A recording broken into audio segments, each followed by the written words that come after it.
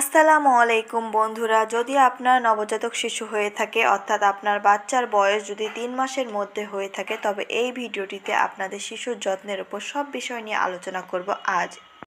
কতবার দুধ খাওয়াবেন, কতবার ঢেকুর উঠাবেন, কিভাবে ঢেকুর উঠাবেন, যদি ঢেকুর না ওঠে তখন কি করবেন, বাচ্চার জন্মের কতদিন পর থেকে বাচ্চার শরীরে তেল মাখাবেন, কবে থেকে বাচ্চাকে গোসল করাবেন, কিভাবে জামা কাপড় পরাবেন, ডাইপার পরানোর ওপরও টিপস আছে। অথবা যেসব বাচ্চারা রাতে কান্নাকাটি করে তাদের কিভাবে সামলাবেন, এই ধরনের আরও বিষয় নিয়ে আমি আজকে আলোচনা করব। তার আগে বলে রাখতে চাই, যদি আপনি এই ধরনের আরও ভিডিও দেখতে চান তবে এই ভিডিওর নিচে দেওয়া লাল সাবস্ক্রাইব বাটনটিতে ক্লিক করুন ও পাশে থাকা বেল আইকনটিতে ক্লিক করে অলে ক্লিক করুন।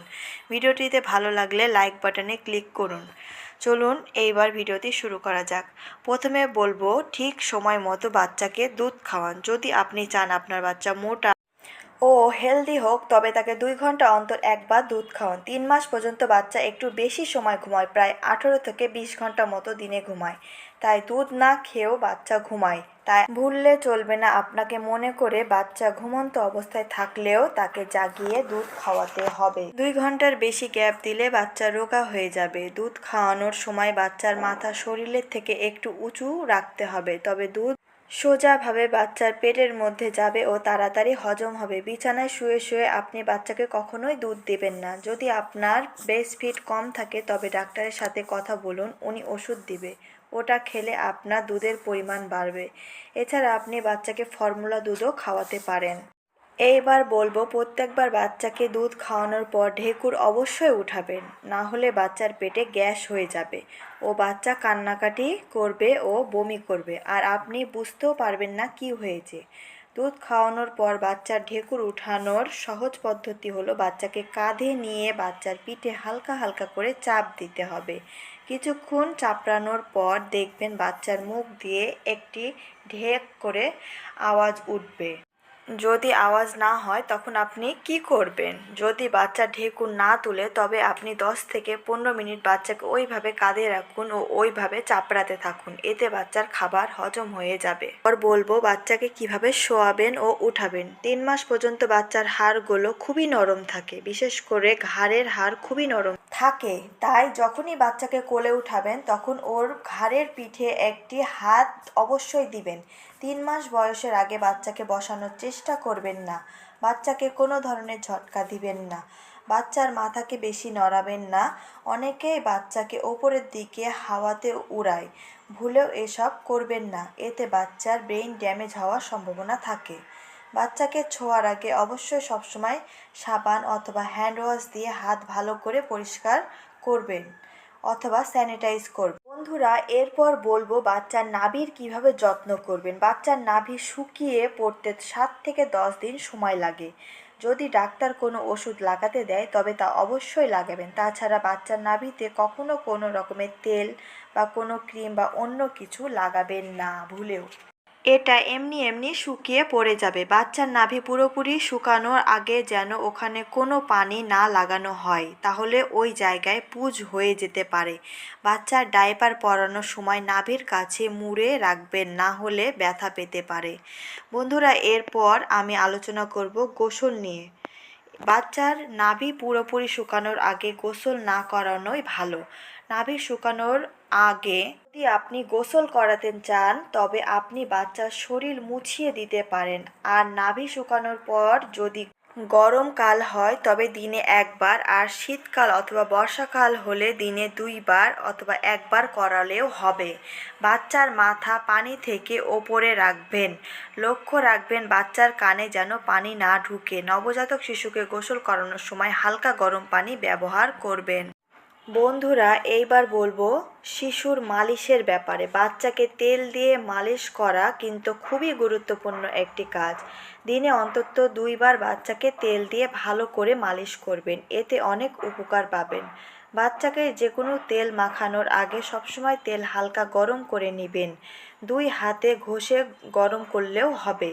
ছোট শিশুর ত্বক খুব কোমল হয়, তাই হালকাভাবে মালিশ করবেন, জোরে জোরে মালিশ করবেন না। ঋতু হিসেবে বাচ্চার মালিশের তেল ও পরিবর্তন করতে পারেন, যেমন গরমকালে সরিষার তেল ও শীতকালে নারিকেলের তেল দিয়ে মালিশ না করাই ভালো। দিনে যদি 2 বার মালিশ করতে পারেন তবে খুব চমৎকার উপকার পেতে পারেন। যেমন মালিশ করলে বাচ্চার রক্ত সঞ্চালন ভালো হবে বা বাচ্চার ত্বক উজ্জ্বল হবে, ঠান্ডা লাগবে না, হাড় মজবুত হবে। সবথেকে ভালো কথা, মালিশ করলে বাচ্চা ঘুমায় খুব ভালো। যেসব বাচ্চারা রাতে কান্না বেশি করে তাদের দিনে 3 বার মালিশ করা যায়, তাহলে বাচ্চা কম কান্না করবে ও খেলাধুলা বেশি করবে। অন্তত গোসল করানোর 15 মিনিট আগে ও রাতে ঘুমানোর আগে বাচ্চাকে অবশ্যই মালিশ করতে ভুলবেন না। বন্ধুরা, এরপর বলবো ডায়পার ও জামা কাপড় নিয়ে কথা। বাজারে ডায়পারের কোম্পানি অনেক আছে, কিন্তু ডায়পার শুধু 2 ধরনের পাওয়া যায়।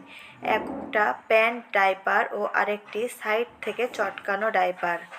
সব সময় চেষ্টা করবেন সাইড থেকে চেটানো ডায়পার পরানোর, কারণ এই ধরনের ডায়পার পরালে সাধারণত বাচ্চার র্যাশ হয় না, বলতে গেলে খুব কম হয়।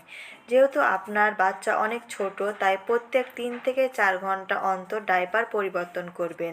এবার জামা কাপড় নিয়ে কথা বলা যাক। বন্ধুরা, সবসময় চেষ্টা করবেন বাচ্চাকে সাদা অথবা হালকা রঙের জামা কাপড় পরানোর। বেশি রংচঙে জামা কাপড় পরাবেন না, কারণ এই সময় বাচ্চার জন্ডিস হওয়ার সম্ভাবনা বেশি থাকে। যদি জন্ডিস হয় আর রংচঙে জামা কাপড় পরান, তখন বাচ্চার জন্ডিস হয়েছে কিনা তা সহজে ভেরিফাই করা যায় না। অনেক সময় রঙিন জামা কাপড় থেকে রং বাচ্চার শরীরে লেগে বাচ্চার অ্যালার্জি হওয়ার সম্ভাবনা থাকে। এজন্য বাচ্চার জামা কাপড় কেনার সময় লক্ষ্য রাখবেন যেন বাচ্চার জামা কাপড়ে যেন কোনো হুক, বোতাম, পিন না থাকে, এতে বাচ্চার চোট লাগার সম্ভাবনা থাকে। একদম নতুন জামা কাপড় এনে বাচ্চাকে পরাবেন না। নতুন জামা কাপড়ে কেমিক্যাল থাকে। সবসময় জামা কাপড় এনে ভালো করে ধুয়ে তারপর পরাবেন।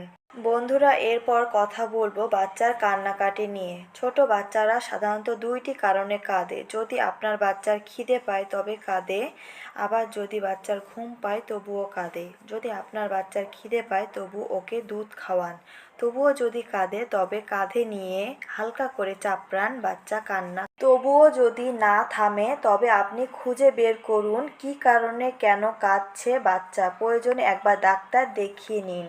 ছোট বাচ্চারা সাধারণত একটু বেশি কান্নাকাটি করে। যদি বেশি কান্না করে না থামে 1 ঘন্টা বা তার বেশি, তাহলে ডাক্তারের পরামর্শ নেওয়াই ভালো হবে। বন্ধুরা, এরপর বলবো বাচ্চার টামি টাইম নিয়ে। মানে আপনি যদি চান আপনার বাচ্চা দ্রুত ঘাড় সোজা করতে পারুক, বাচ্চা তাড়াতাড়ি ঘাড় এদিক ওদিক করতে পারুক, তবে বাচ্চা 2 মাসের হয়ে যাওয়ার পর মাঝে মধ্যে একটু সময়ের জন্য উপুর করে রাখতে হবে। এতে বাচ্চার মাথা উঠানোর চেষ্টা করবে, ঘাড় ঘুরিয়ে এদিক ওদিক দেখার চেষ্টা করবে, যার ফলে বাচ্চার ঘাড় দ্রুত শক্ত হবে। বন্ধুরা, আশা করি আমার ভিডিওটি আপনাদের ভালো লেগেছে। আর যদি ভালো লেগে থাকে তবে আমার ভিডিওটিতে লাইক করবেন ও আমার চ্যানেলটি সাবস্ক্রাইব করে পাশে